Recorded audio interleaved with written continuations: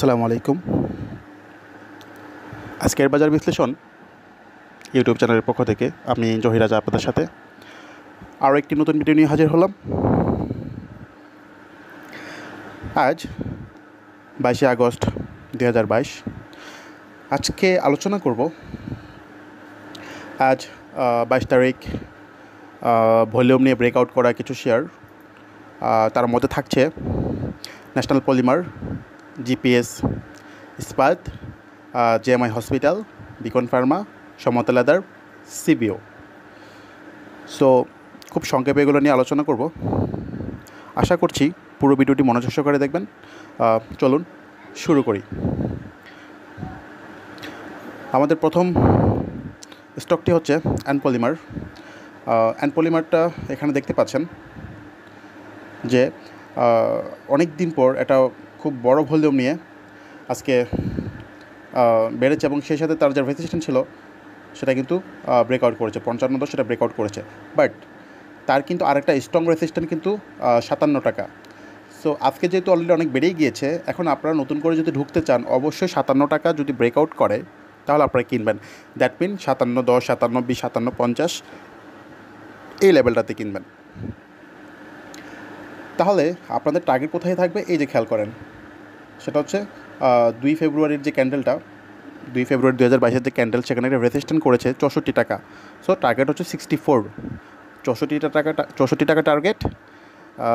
So 57 breakout করলে ইনশাল্লাহ তারপরেই কিনবেন। আচ্ছা, এরপর হচ্ছে জিপিএস ইস্পাত নিয়ে আসলে অনেকেরই জানার আগ্রহ ছিল।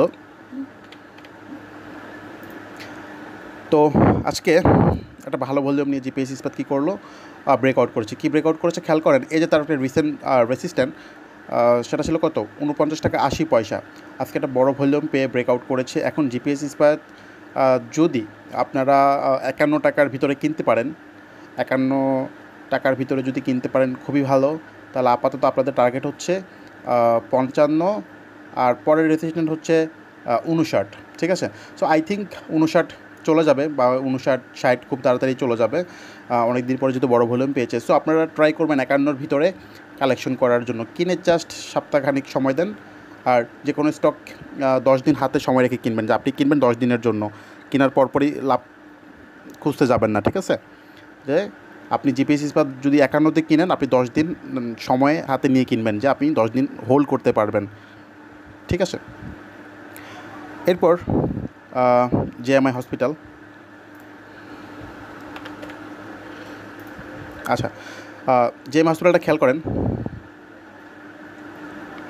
আজকে তার ভলিউম ভালো এবং সেই সাথে ব্রেকআউটটা হয়েছে 76 টাকা 60 পয়সার যে রেজিস্ট্যান্স সেটা আজকে ব্রেকআউট করেছে। আজকে ক্লোজ দিয়েছে 76.90, সেই হিসাবে কি আজকে ব্রেকআউট। এখন আগামীকাল 23 তারিখ আপনারা যদি 76 বা তার নিচে যদি কিনতে পারেন খুবই ভালো। হ্যাঁ, 76 বা তার নিচে যদি কিনতে পারেন খুবই ভালো। আপনাদের টার্গেট হচ্ছে আপাতত 83, তারপরে হচ্ছে 88 বা 90। ঠিক আছে? সো আই থিঙ্ক 90 যাওয়ার মতো অ্যাবিলিটি আছে এটার। তবে অবশ্যই 76-এর নিচে কিনবেন। কালকে একটু নিচের দিকে কারেকশন করার সুযোগ আছে, হয়তো 1 টাকা 1.5 টাকা কমতেও পারে। হ্যাঁ, সো হুট করে টেনে কিনবেন না। তারপরে হচ্ছে বিকন ফার্মা। আমরা একটু বিকন ফার্মাটা দেখি।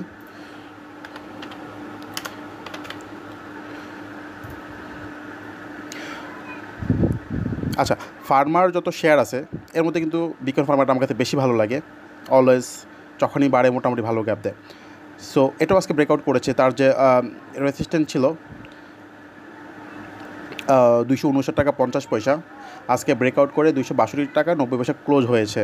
সো বিকন ফার্মাটা 260 টাকা থেকে যদি 265 টাকা, এই 5 টাকার ভিতরে যদি পান, 260 থেকে 265, 5 টাকার ভিতরে পেলে আপনারা কিনে নেবেন। এবং আপনাদের টার্গেট হচ্ছে এইখানে মোটামুটি 295 থেকে 300 টাকা। ঠিক আছে? সো ইনশাল্লাহ আশা করছি এটা খুব দ্রুত 300 টাকার ঘরে যাবে। আর কালকে যদি খুব বেশি বেড়ে যায় তাহলে নেওয়ার দরকার নাই, তবে অবশ্যই 265-র নিচে কিনবেন। ওকে, তারপরে হচ্ছে সমতা লেদার। আমরা একটু সমতা লেদারটা দেখি। ওকে, আজকে সমতা লেদার হল্ট হয়েছে, একটা বড় ভলিউম নেই। সাধারণত সমতল লেদার এরকম বড় ভলিউম করেছিল আর অনেক আগে, সেটা হচ্ছে 20 ফেব্রুয়ারি 2022 সালে করেছিল। এরপর মোটামুটি বেড়েছিল হালকা পাতলা, কিন্তু এত বড় ভলিউম হয়নি। তো তার যে স্ট্রং রেজিস্ট্যান্স ছিল 78, সেটা আজকে ব্রেকআউট করেছে।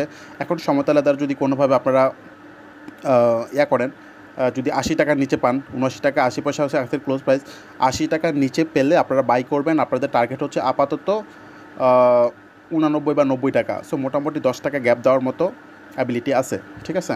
তো কালকে যদি হুট করে 4-5 টাকা বেড়ে যায় তাহলে নেওয়ার দরকার নেই। যদি কমে পান বা 80-র নিচে পান তাহলেই কিনবেন।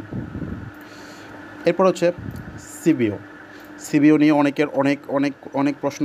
সিবিও অনেকে আটকে আছেন বা নতুন করে কিনতে চাচ্ছেন। এখন সিবিওটার একটা মজার ব্যাপার দেখেন, গতকাল সিবিও কিন্তু অনেক বড় একটা ভলিউম পেয়েছে, 3,96,000। অনেক দিন পর কিন্তু সিবিও একটা বড় ভলিউম পেয়েছে। সো সিবিওটা আজকে জাস্ট একটু স্লো রেখেছে। আসলে আজকে লো পেডআপগুলো স্লো ছিল, দু একটা লো পেডআপ ছাড়া বাকি মোটামুটি সবগুলোই স্লো ছিল। সো কোনো সমস্যা নেই, সিবিওটা কালকে ইনশাল্লাহ আবার ঘুরে যাবে, কোনো সমস্যা নেই। সিবিওর টার্গেট হচ্ছে আপাতত দেখেন এইখানে 206 টাকা বা 205 টাকা। সো মোটামুটি কিন্তু 35 টাকা 35 টাকা বাড়ার মতো অ্যাবিলিটি আছে। সো সিবিওটা নিশ্চিন্তে কেনা যায়, কোনো সমস্যা নাই। 205 টাকা বা 200 টাকা টার্গেট রেখে আপনারা কিনতে পারেন। সো এই ছিল আপনাদের জন্য স্পেশাল কিছু স্টক নিয়ে আলোচনা। আর কারো যদি কোনো প্রশ্ন থাকে অবশ্যই প্রশ্ন করবেন। আমরা আবারও কোনো নতুন ভিডিও ইনশাল্লাহ হাজির হব। সবাই অনেক বেশি ভালো থাকবেন। আল্লাহ হাফেজ, আসসালামু আলাইকুম।